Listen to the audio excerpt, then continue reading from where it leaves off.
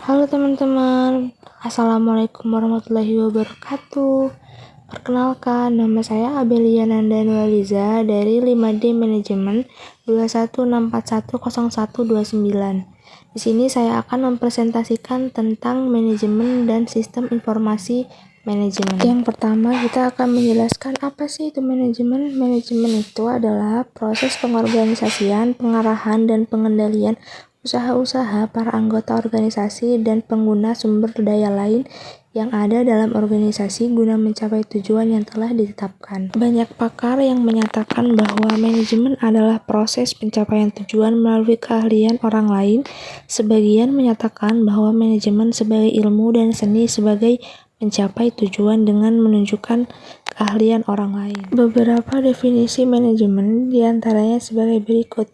Yang pertama, menurut Gordon, menyatakan bahwa manajemen adalah metode yang digunakan administrator untuk melakukan tugas-tugas tertentu atau mencapai tujuan tertentu. Selanjutnya, sistem informasi manajemen. Sistem informasi manajemen adalah sistem perencanaan yang merupakan bagian dari pengendalian internal sebuah bisnis yang meliputi pemanfaatan manusia, teknologi, dokumen, dan prosedur oleh akuntansi manajemen untuk mengatasi masalah bisnis seperti biaya produk, perancang strategi bisnis, atau permasalahan layanan. Sistem informasi manajemen saat ini bukan hanya dioperasikan untuk memenuhi kebutuhan manajemen di berbagai tingkat dan di bagian, tetapi juga membantu memperlancar operasi perusahaan.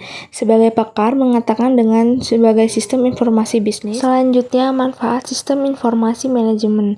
Yang pertama, meningkatkan produktivitas serta penghemat dalam hal biaya di dalam organisasi. Yang kedua, meningkatkan kualitas dari SDM dikarenakan unit sistem kerja akan lebih terkoordinasi serta sistematis. Yang ketiga, mempermudah pihak manajemen dalam melakukan pengawasan, perencanaan, pengarahan, serta pendelegasian kinerja pada semua departemen yang mempunyai koordinasi dan hubungan. Yang keempat, meningkatkan efisien serta efektivitas data yang lebih real-time dan akurat. Selanjutnya, tipe informasi dan kegiatan manajemen. Tipe informasi dan kegiatan manajemen ini ada 3 macam.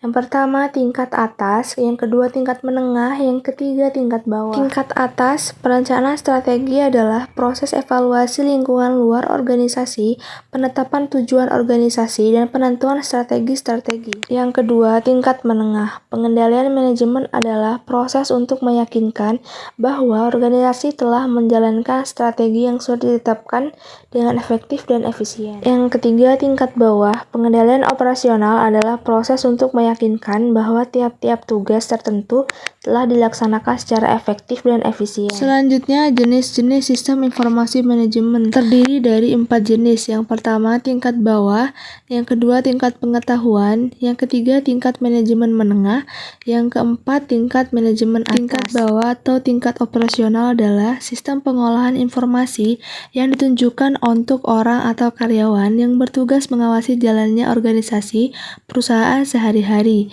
dan melakukan transaksi rutin perusahaan dengan pihak luar. Yang kedua, tingkat pengetahuan adalah sistem informasi yang ditunjukkan untuk membantu orang atau karyawan yang mempunyai keahlian khusus dalam menciptakan dan memadukan keahlian baru dalam organisasi. Yang ketiga, tingkat manajemen menengah adalah sistem informasi yang didesain untuk melayani kebutuhan manajemen untuk memonitor, mengendalikan atau mengawasi, mengambil keputusan, dan melakukan pekerjaan administrasi. Yang keempat, tingkat manajemen atas atau strategis adalah sistem informasi yang ditujukan untuk tingkat teratas perusahaan, yaitu manajemen senior, untuk mendukung keputusan senior manajemen dalam aktivitas perencanaan jangka panjang perusahaan. Yang terakhir adalah kesimpulan. Manajemen secara sederhana, manajemen dapat diartikan sebagai to get things done through their people.